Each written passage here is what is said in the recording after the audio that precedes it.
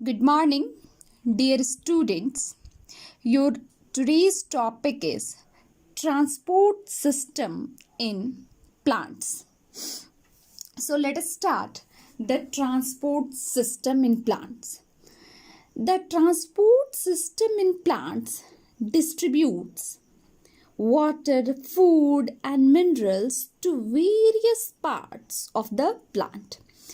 The transport system in flowering plants that have a very well developed system for transportation is known as vascular system.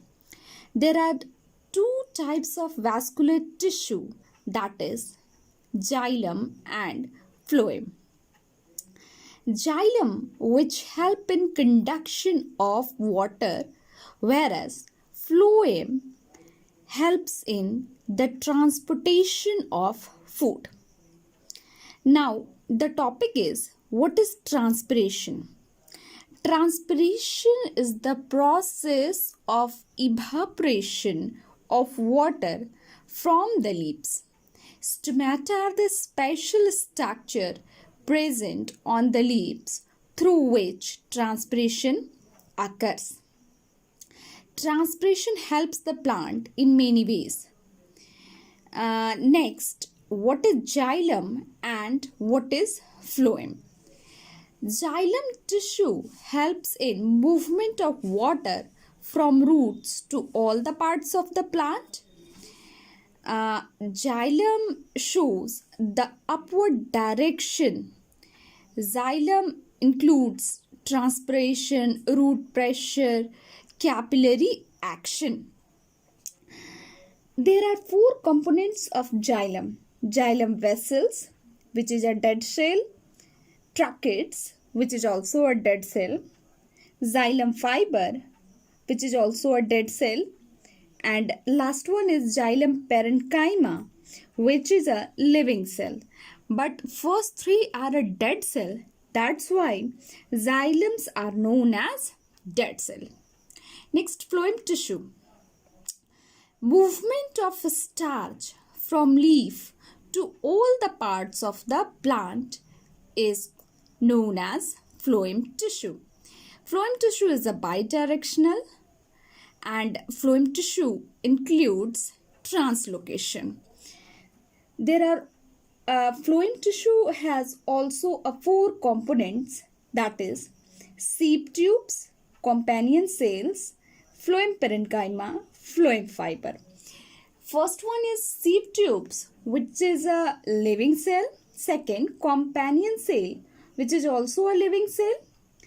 Phloem parenchyma, again living cells. And last one is phloem fiber, which is a dead cell.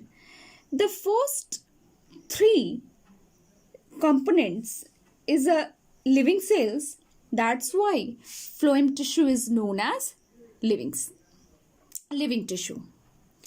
Next, what is osmosis? The movement of water from a region of higher concentration to the region of lower concentration across a semi-permeable membrane is known as osmosis. So, there is a word semi-permeable membrane. So, what is semi-permeable membrane?